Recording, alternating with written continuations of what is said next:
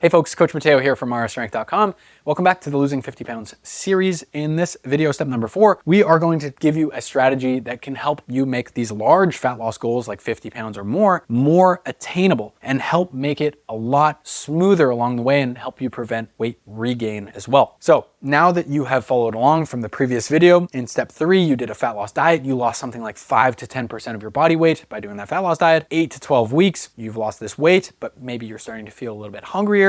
You're becoming increasingly food focused, maybe sleep quality is coming down, energy levels might be taking a hit. So what you're gonna do is you're gonna take a diet break. This diet break is gonna allow you to feel less hunger. It's gonna potentiate further fat loss, and it's gonna let you go further with this whole weight loss thing without regaining the weight or making the process unnecessarily hard. Taking this diet break is not necessary, but it's something I highly recommend. If you are feeling hungry, if you are feeling deprived, if you're feeling low energy and you feel psychologically burnt out from the dieting process after an 8 to 12 week fat loss diet, definitely take this diet break. If you're ready to push a little bit more, you wanna do another 4 weeks, see how it goes, another 2 weeks, see how it feels, by all means, be my guest. But if you're feeling burnt out, definitely take this break. So how do we take the diet break? The diet break is a 2 to 8 week period, not a hard and fast rule, but a good rule of thumb, just kind of start there. It's a 2 to 8 week period where you just bump your food back up to the maintenance level of calories that we figured out in step 2. So if you imposed a 750 calorie deficit for the last 8 to 12 weeks, you lost a good chunk of fat, but you got hungry along the way. Now we just add those 750 calories back in and you start eating at a maintenance level again for the next 2 to 8 weeks. Your hunger will diminish. Your energy levels go up. Your psychological monotony from dieting starts to dissipate. You get added diet flexibility where maybe you stopped going out for restaurant meals with your partner for the last, 8 to 12 weeks, maybe you can squeeze one of those in now. And what this does is it just gives you kind of this slinky effect where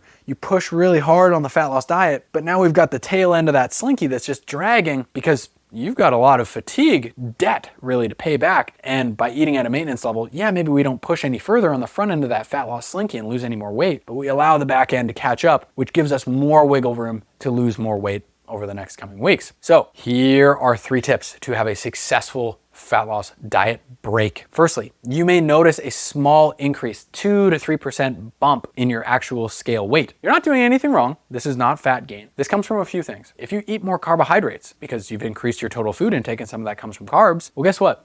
Some of that carb gets stored in your muscle cells as stored carbohydrate called glycogen. And when that glycogen goes into your muscle cells, it brings along with it some water molecules. Like it puts them in its backpack, and that water is weighed when you step on the scale. You might actually notice that your muscles look fuller and harder and more defined when you start eating more carbohydrates on your diet break. So don't worry about that. Secondarily, you will be eating more food, literally. That food has to be taking up place somewhere in your digestive tract. When you eat more broccoli, when you eat more Aunt Jemima's pancake mix or whatever, when you step on the scale in the morning, some of that food is still inside of you. And so when you step on the scale, some of that broccoli is getting weighed, and that increased food volume can lead to a little bump in your body weight as well. Nothing to be concerned about. You're not getting fat. And that food that you're adding, this is the third reason, that food that you're eating, in addition, gets seasoned some more. You add some more salt to that. Increased sodium intake, pulls some more water into the body. That can also contribute to an increased weigh-in. So don't worry when you see a 2 to 3% bump in your weight. Anything beyond that, and you may be eating a little bit more calories than you should be, but just a little, 2-pound jump or whatever, not a big deal. Tip number 2, keep doing everything that you were doing on your diet that got you lean in the first place. All the habits that are really helpful for you during fat loss are gonna help make your maintenance diet and your diet break that much more effective. So if you're eating lots of plenty of healthy, filling foods on your fat loss diet, keep doing those on your diet break. The goal is to give your body the chance to recover and stop feeling so hungry. So don't just go on your diet break, have 750 extra calories of junk food each day, because that's not really gonna help you feel full and recover from, the fat loss process. Add in 750 calories of fucking,